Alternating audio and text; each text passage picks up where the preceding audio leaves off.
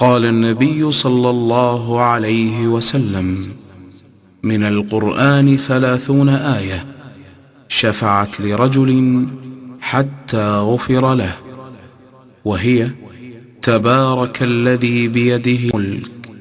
رواه أبو داود. أعوذ بالله من الشيطان الرجيم. بسم الله الرحمن الرحيم. تبارك الذي بيده الملك وهو على كل شيء قدير، الذي خلق الموت والحياة ليبلوكم أيكم أحسن عملا، وهو العزيز الغفور.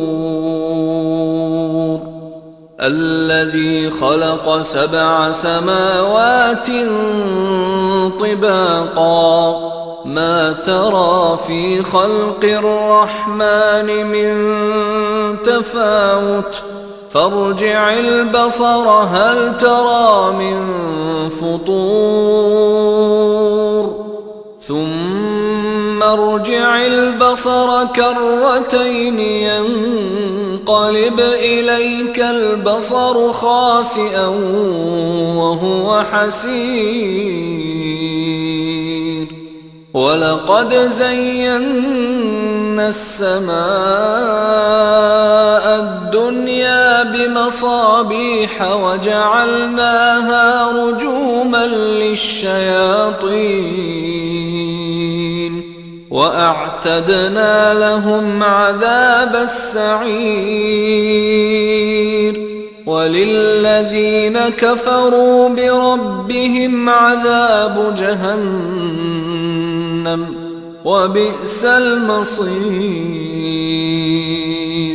إذا ألقوا فيها سمعوا لها شهيقا وهي تفور، تكاد تميز من الغيظ، كلما ألقي فيها فوج سألهم خزنتها ألم يأتكم نذير؟ قالوا بلى قد جاءنا نذير فكذبنا وقلنا ما نزل الله من شيء إن أنتم إلا في ضلال كبير. وقالوا لو كنا نسمع أو نعقل ما كنا في أصحاب السعير،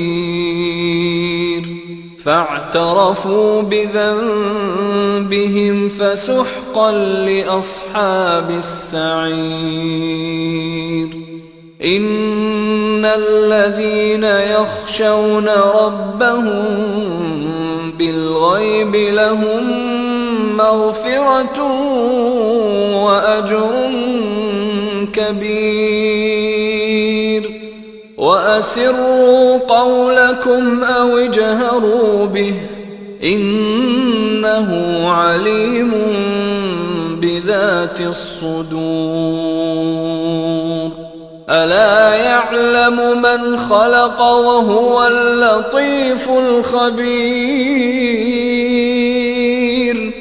هو الذي جعل لكم الأرض ذلولا فامشوا في مناكبها وكلوا من رزقه وإليه النشور. أأمنتم من في السماء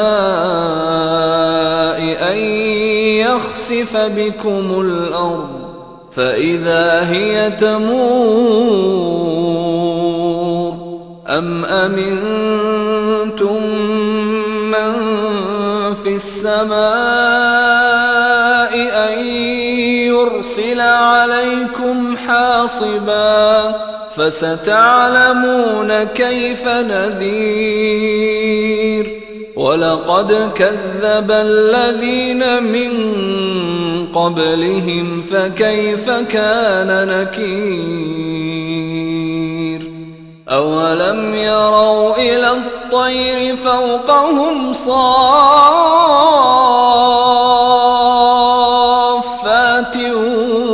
ويقبض ما يمسكهن إلا الرحمن إنه بكل شيء بصير أمن هذا الذي هو جند لكم ينصركم من دون الرحمن إن الكافرون إلا في غرور أمن هذا الذي يرزقكم إن أمسك رزقه بل لجوا في عتو ونفور أفمن يمشي مكبا على وجهه أهدى أمن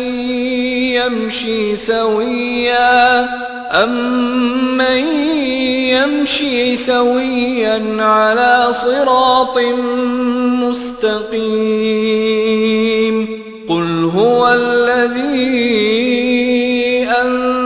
أنشأكم وجعل لكم السمع والأبصار والأفئدة قليلا ما تشكرون قل هو الذي ذرأكم في الأرض وإليه تحشرون